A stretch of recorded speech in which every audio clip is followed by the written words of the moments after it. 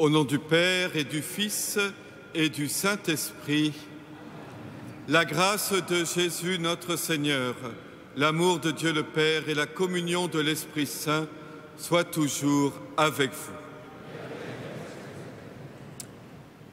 Je suis heureux de présider cette célébration et je remercie Monsieur le Recteur. Nous sommes venus en démarche de pèlerinage jubilaire avec la Maison Saint-Augustin qui est l'année de fondation spirituelle du séminaire de Paris.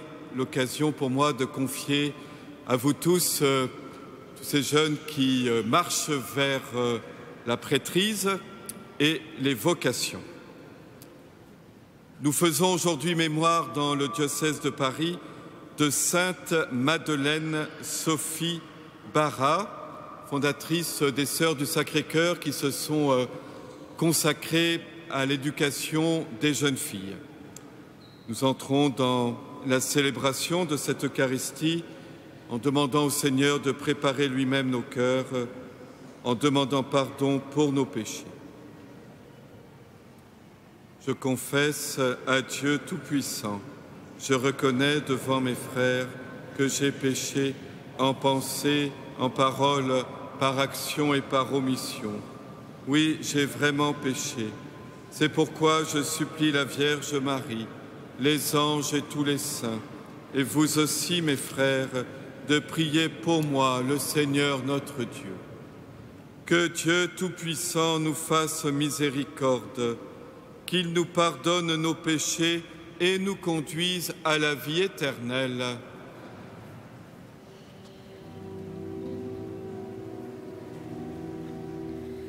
Seigneur, prends pitié, Seigneur, prends pitié, Seigneur, prends pitié. Seigneur, prends pitié, Seigneur, prends pitié, Seigneur, prends pitié. Ô Christ, prends pitié, ô Christ, prends pitié, ô Christ, prends pitié. Ô Christ, prends pitié, ô Christ, prends pitié, ô Christ, prends pitié. Seigneur, prends pitié, Seigneur, prends pitié, Seigneur, prends pitié. Seigneur, prends pitié, Seigneur, prends pitié, Seigneur, prends pitié.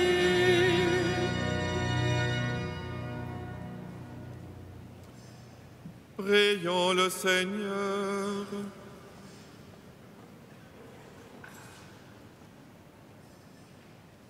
Seigneur notre Dieu, tu as donné à Sainte Madeleine Sophie cet humble et merveilleux amour qui déborde du cœur de ton Fils.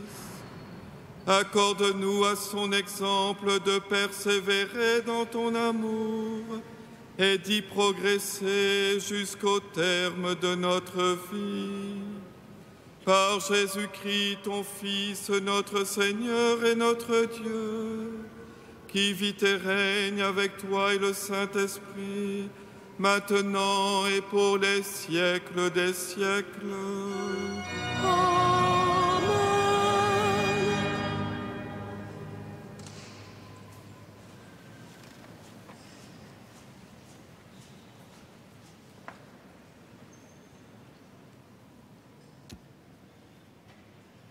Lecture du livre de Ben Sirac le Sage.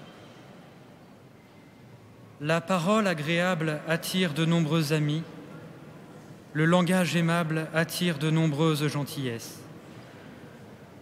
De bonnes relations, tu peux en avoir avec beaucoup de monde. Mais des conseils, n'en demande qu'à un seul entre mille. Si tu veux acquérir un ami, acquiers-le en le mettant à l'épreuve.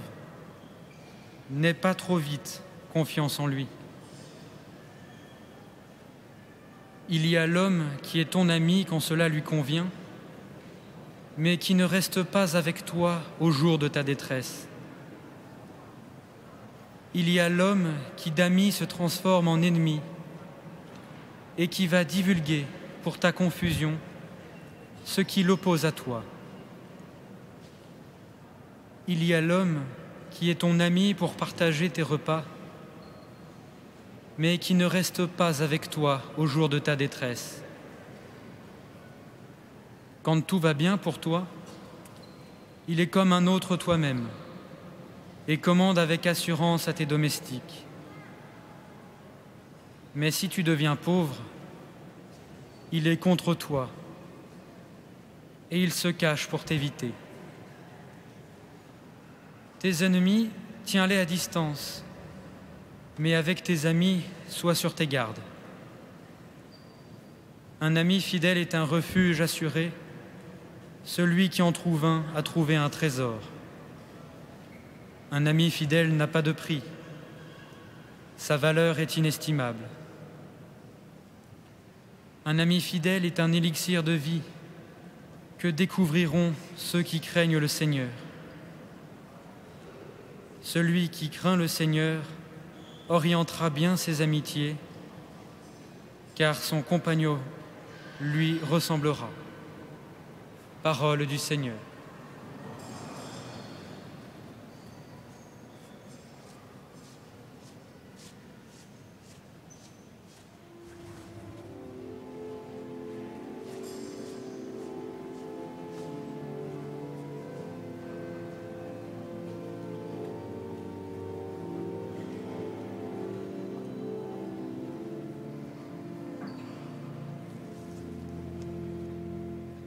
Ouvre mes yeux à tes merveilles, ô splendeur de ta loi.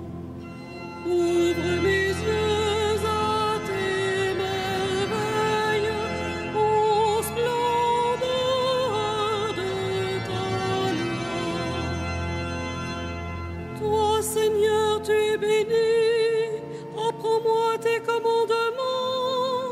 Je trouve en tes commandements mon plaisir. Je n'oublie pas ta parole. Ouvre mes yeux à tes merveilles, ô splendeur de ta loi. Ouvre mes yeux, que je contemple les merveilles de ta loi. Montre-moi la voie de tes préceptes, que je médite sur tes merveilles. Ouvre mes yeux à tes merveilles, ô splendeur de ta loi. Montre-moi comment garder ta loi, que je l'observe de tout cœur. Guide-moi sur la voie de tes volontés, là je me plais. Ouvre mes yeux à tes merveilles, ô splendeur de ta loi.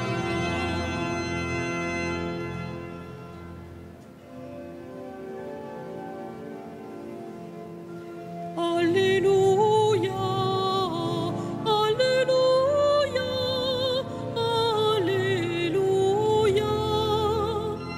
Alléluia, Alléluia, Alléluia. Si nous demeurons dans l'amour, nous demeurons en Dieu. Dieu est amour. Alléluia, Alléluia, Alléluia.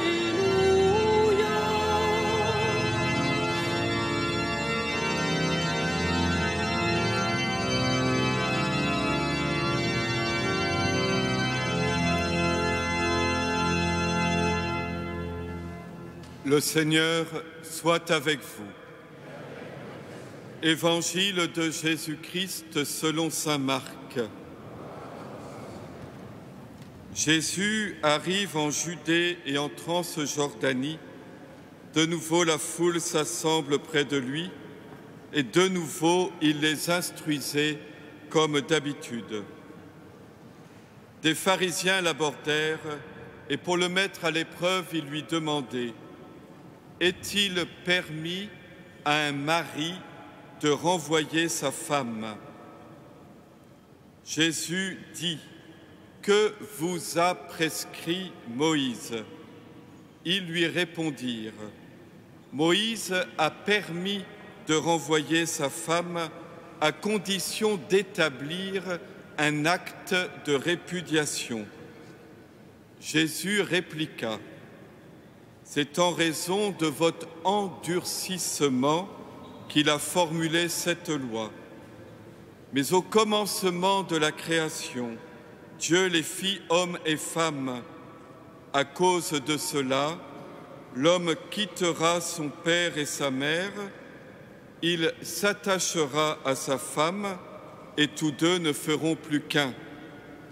Ainsi, ils ne sont plus deux, mais ils ne font qu'un. Donc, ce que Dieu a uni, que l'homme ne le sépare pas. » De retour à la maison, les disciples l'interrogeaient de nouveau sur cette question. Il leur répondit « Celui qui renvoie sa femme pour en épouser une autre est coupable d'adultère envers elle. Si une femme a renvoyé son mari et en épouse un autre, elle est coupable d'adultère. » Acclamons la parole de Dieu. Louange à toi, Seigneur Jésus.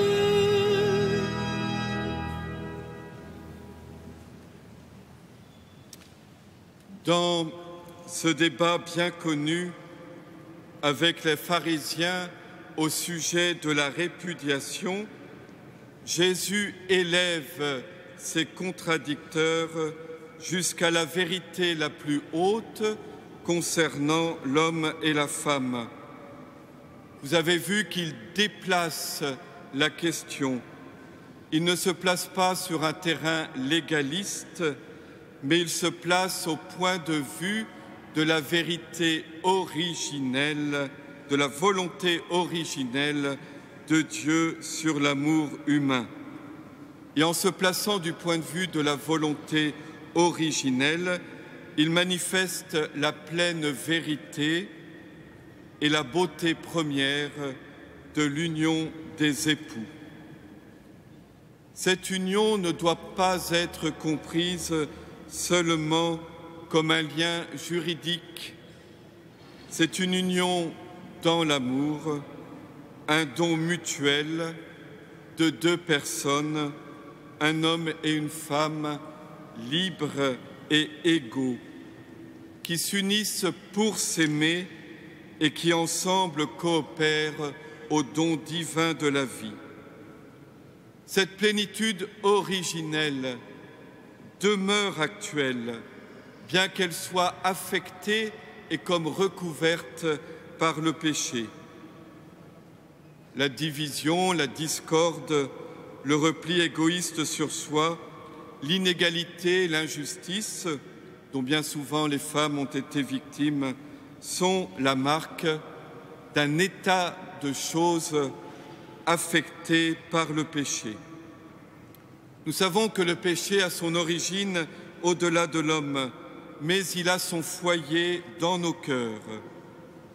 Le cœur dominé par le péché est un cœur de pierre, dit la Bible, un cœur endurci, dit Jésus dans cet évangile, un cœur qui ne sait plus aimer, un cœur centré sur soi-même et insensible à autrui. Or, nous croyons que Jésus est le Sauveur. Il est celui qui nous libère du péché en prenant sur lui le péché, comme il l'a fait sur la croix, dont nous commémorons particulièrement le souvenir aujourd'hui avec la vénération de la couronne d'épines. Et Jésus nous communique de la part du Père l'Esprit Saint qui vient habiter nos cœurs et qui habite nos cœurs pour transformer nos cœurs, pour changer nos cœurs de pierre en cœurs de chair. Moïse, dit Jésus, c'est-à-dire la loi de Moïse, avait permis aux maris de renvoyer leurs épouses, moyennant cependant des conditions restrictives pour protéger les épouses. Mais si Moïse l'avait permis, dit Jésus, c'est en raison des cœurs endurcis. Mais aujourd'hui, la grâce nous est donnée qui transforme les cœurs. Les époux chrétiens, unis par le sacrement de mariage, reçoivent une vocation et une mission dans l'Église et dans le monde, celle de s'aimer à l'image du Christ dans la force de l'Esprit qui leur est communiqué par le sacrement. Ils reçoivent la vocation, la grâce et la mission de se donner l'un à l'autre, de parcourir ensemble le chemin de leur vie, alliés l'un à l'autre jusqu'au terme. Et on pourrait appliquer aux époux ce que la première lecture nous dit des véritables amis. Les époux sont ainsi les signes de l'œuvre de Dieu, accomplie en Jésus-Christ, que nous parcourons comme nous le pouvons au long du chemin parfois chaotique de notre existence. Ils manifestent, les époux chrétiens, et d'abord pour leurs enfants, ce visage du Dieu d'amour manifesté en Jésus-Christ. Amen.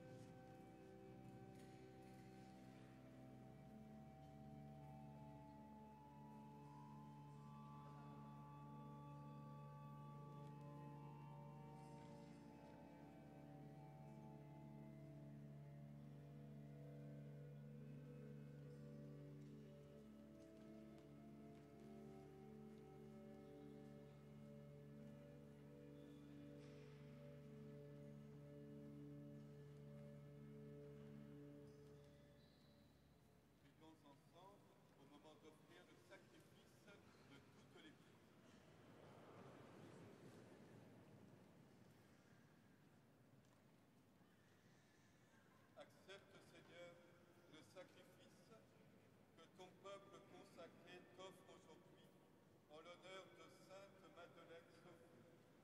Que notre participation à ce mystère fasse de nous les témoins de ta charité, par Jésus, ton Fils, notre Seigneur. Amen.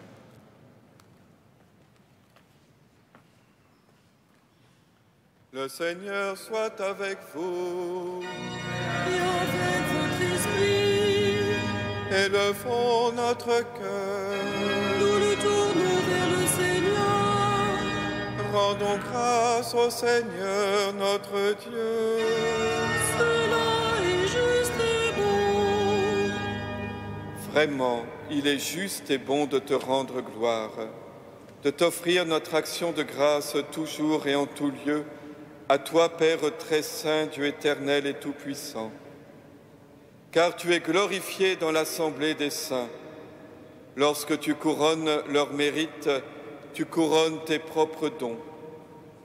Dans leur vie, tu nous procures un modèle, dans la communion avec eux, une famille, et dans leur intercession, un appui, afin que, soutenus par cette foule immense de témoins, nous courions jusqu'au bout l'épreuve qui nous est proposée et recevions avec eux l'impérissable couronne de gloire par le Christ notre Seigneur. C'est par lui que les anges célèbrent ta grandeur, que les esprits bienheureux adorent ta gloire, que s'inclinent devant toi les puissances d'en haut et tressaillent d'une même allégresse les innombrables créatures des cieux. À leur hymne de louange, laisse-nous joindre nos voix pour chanter et proclamer.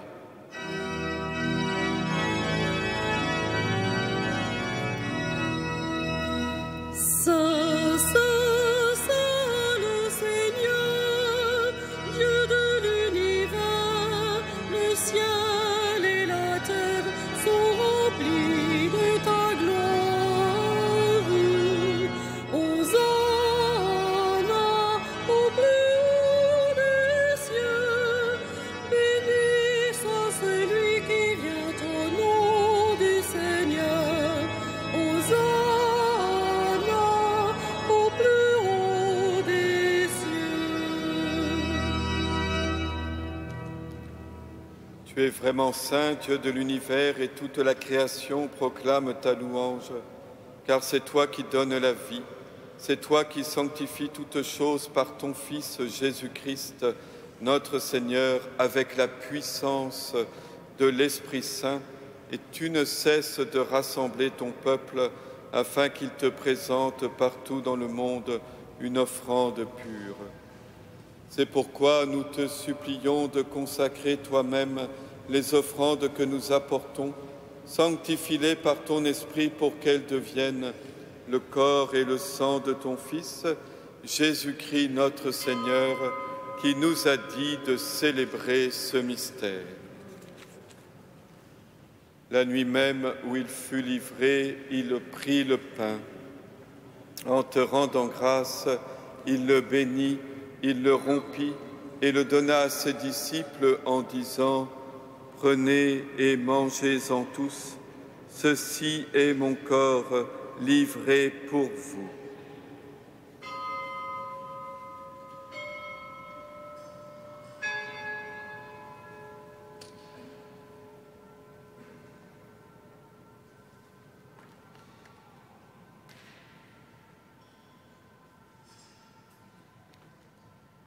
De même, à la fin du repas, il prit la coupe. En te rendant grâce, il la bénit et la donna à ses disciples en disant « Prenez et buvez-en tous, car ceci est la coupe de mon sang, le sang de l'alliance nouvelle et éternelle, qui sera versé pour vous et pour la multitude en rémission des péchés. Vous ferez cela en mémoire de moi. »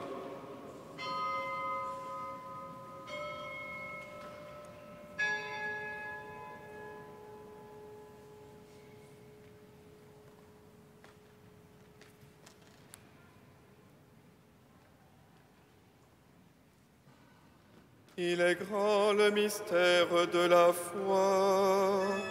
Nous proclamons ta mort, Seigneur Jésus. Nous célébrons ta résurrection. Nous attendons ta venue dans la gloire. En faisant mémoire de ton Fils, de sa passion qui nous sauve, de sa glorieuse résurrection et de son ascension dans le ciel, alors que nous attendons son dernier avènement, nous présentons cette offrande vivante et sainte, pour te rendre grâce. Regarde, Seigneur, le sacrifice de ton Église et daigne y reconnaître celui de ton Fils qui nous a rétablis dans ton alliance. Quand nous serons nourris de son corps et de son sang et remplis de l'Esprit Saint, accorde-nous d'être un seul corps et un seul esprit dans le Christ.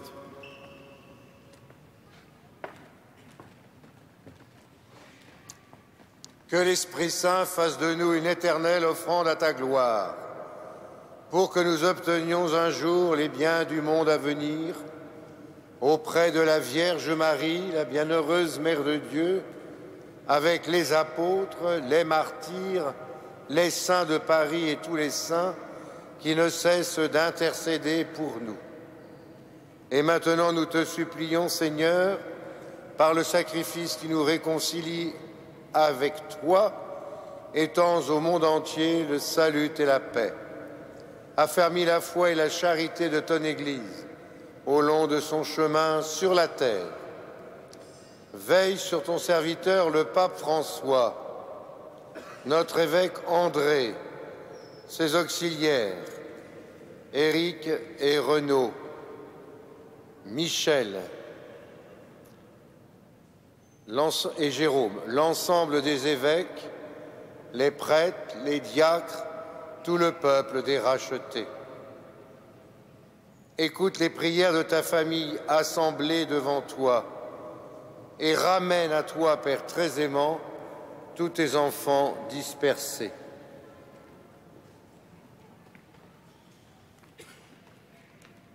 Pour nos frères défunts, pour les hommes qui ont quitté ce monde et dont tu connais la droiture, en particulier pour William, nous te prions. Reçois-les dans ton royaume, où nous espérons être comblés de ta gloire, tous ensemble et pour l'éternité, par le Christ notre Seigneur, par qui tu donnes au monde toute grâce et tout bien.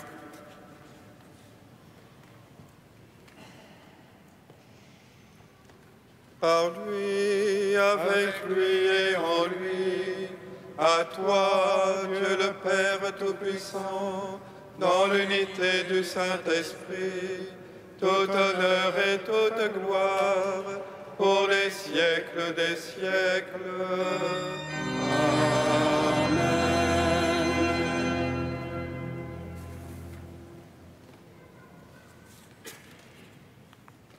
Comme nous l'avons appris du Sauveur et selon son commandement, nous osons dire « Notre Père qui es aux cieux, que ton nom soit sanctifié, que ton règne vienne, que ta volonté soit faite sur la terre comme au ciel.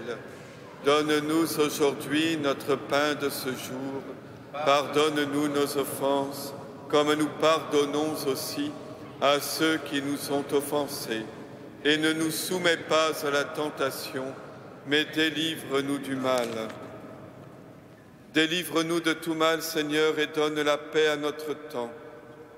Par ta miséricorde, libère-nous du péché, rassure-nous devant les épreuves en cette vie, où nous espérons le bonheur que tu promets et l'avènement de Jésus-Christ, notre Sauveur. Car c'est à toi qu'appartiennent le règne, la puissance et la gloire, pour les siècles des siècles. Seigneur Jésus-Christ, tu as dit à tes apôtres, « Je vous laisse la paix, je vous donne ma paix. » Ne regarde pas nos péchés, mais la foi de ton Église.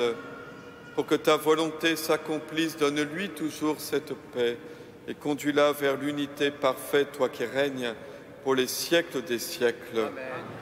Que la paix du Seigneur soit toujours avec vous. Et avec votre... Frères et sœurs, dans la charité du Christ, donnez-vous la paix.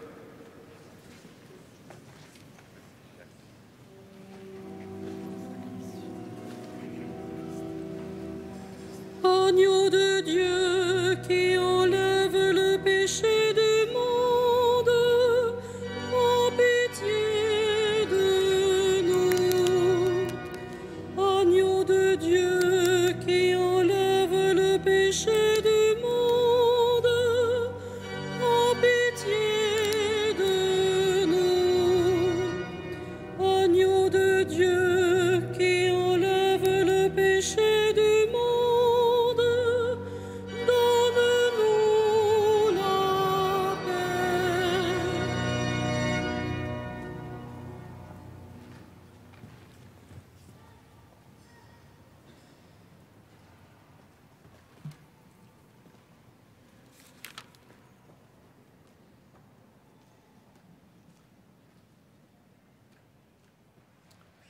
Heureux les invités au repas du Seigneur.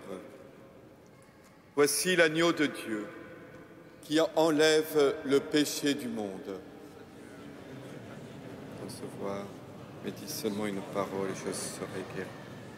Que le corps du Christ me garde pour la vie.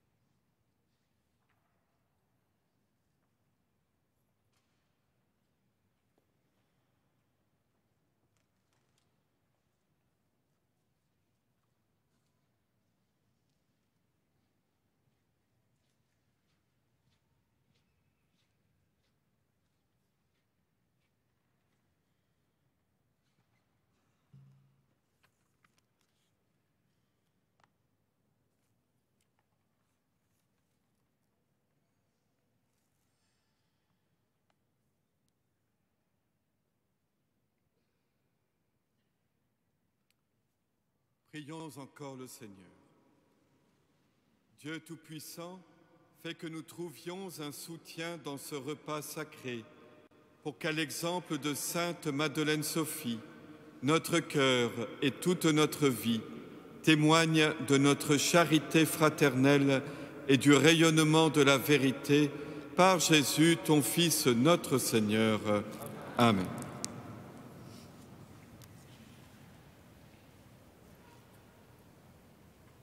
Frères et sœurs, venir vénérer ce soir les reliques de la Passion, c'est s'inscrire dans ce mouvement séculaire d'adoration à l'image de ce qu'ont fait les premières générations chrétiennes pour le corps des martyrs. Si saint Basile le Grand avait pu écrire au milieu du IVe siècle « Celui qui touche les os d'un martyr participe à la sainteté et à la grâce qui y réside. Vénérer les reliques, même de la Passion, les toucher, c'est entrer par ce contact de la foi et de la charité en union avec le Sauveur et avec l'œuvre de la rédemption qu'il accomplit en nous.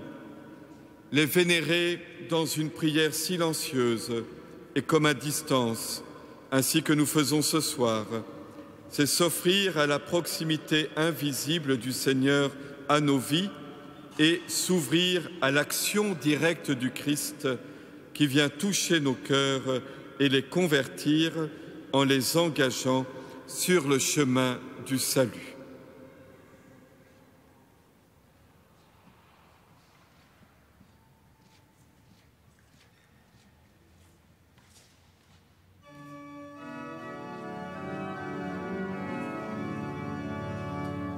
Puisque Dieu nous a aimés jusqu'à nous donner son Fils, ni la mort ni le péché ne sauraient nous arracher à l'amour qui vient de lui. Depuis l'heure où le péché s'empara du genre humain, Dieu voulut nous envoyer, on a mis sur nos chemins le Seigneur Jésus, son Fils. Puisque Dieu nous a aimés jusqu'à nous donner son Fils, ni la mort ni le péché ne sauraient nous arracher à l'amour qui vient de lui. Au grand arbre de la croix, l'amertume n'a pas cours. L'innocent qui souffre là nous révèle pour toujours que les pauvres sont aimés.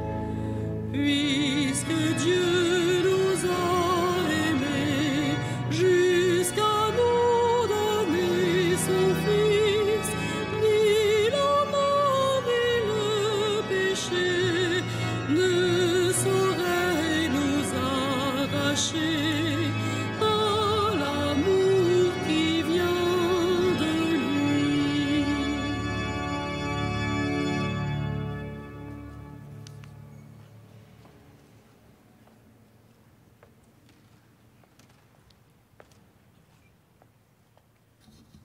Frères et sœurs, avant la méditation de saint Augustin que nous allons entendre maintenant, selon notre habitude, devant la Sainte Couronne d'Épines, je vous propose, si vous le voulez bien, puisque c'est la première ostension de la Sainte Couronne après les événements que nous venons de vivre, événements dramatiques, plus ou moins selon les uns ou les autres, de prier pour ceux et celles qui ont été les acteurs de ces événements, ici à la cathédrale. Priez aussi pour celles et ceux, d'une manière plus ou moins lourde, qui en ont été les victimes.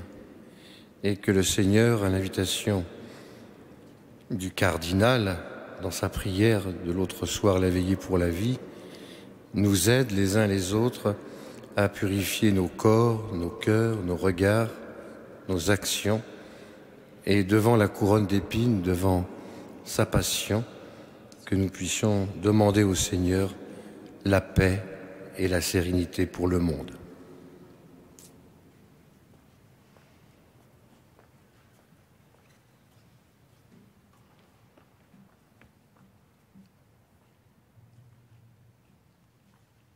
D'une homélie de saint Augustin sur l'évangile de saint Jean. Des soldats vinrent donc et ils brisèrent les jambes du premier, puis du deuxième des condamnés que l'on avait crucifiés avec Jésus. Mais quand ils arrivèrent à Jésus, voyant qu'il était déjà mort, ils ne lui brisèrent pas les jambes, mais l'un des soldats ouvrit son côté avec sa lance, et il en sortit aussitôt du sang et de l'eau. L'évangéliste s'est servi d'un mot soigneusement choisi. Il ne dit pas « il frappa » ou « il blessa son côté » ou quelque chose d'autre, mais il ouvrit son côté pour faire comprendre d'une certaine manière que la porte de la vie était ouverte à cet endroit d'où ont coulé les sacrements de l'Église, sans lesquels on n'entre pas dans la vie qui est la vraie vie. Ce sang a été versé pour la rémission des péchés. Cette eau se mélange à la coupe du salut. Elle procure tout ensemble le bain et le breuvage. Cela a été annoncé d'avance par l'ordre donné à Noé d'ouvrir sur le côté de l'arche la porte par laquelle entreraient les animaux qui ne périraient pas dans le déluge et qui préfigureraient l'Église. Voilà pourquoi la première femme a été faite du côté de l'homme qui dormait, et elle fut appelée la vie et la mère des vivants. Ce fut l'indication d'un grand bien avant le grand mal de la prévarication. Ici, le second Adam, inclinant la tête, a dormi sur la croix pour qu'une épouse lui soit formée de ce qui a coulé du côté de celui qui dormait. Ô mort qui fait revivre les morts, qu'y a-t-il de plus pur que ce sang? Qu'y a-t-il de plus salutaire que cette blessure?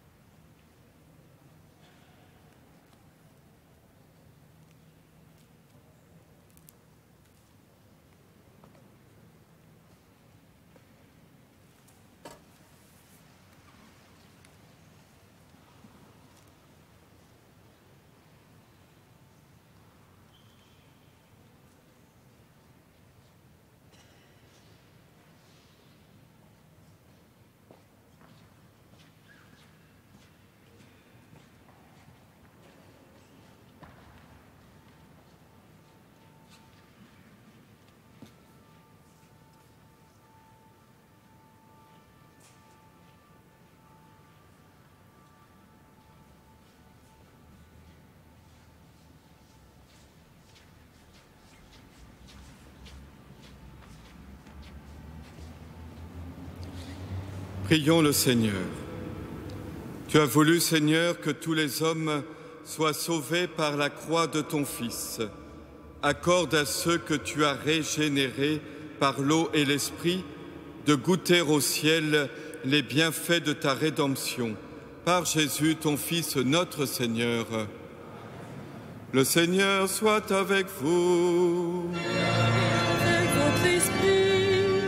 Et que Dieu Tout-Puissant vous bénisse, le Père, le Fils et le Saint-Esprit. Amen. Allez dans la paix du Christ. Nous rendons grâce à Dieu.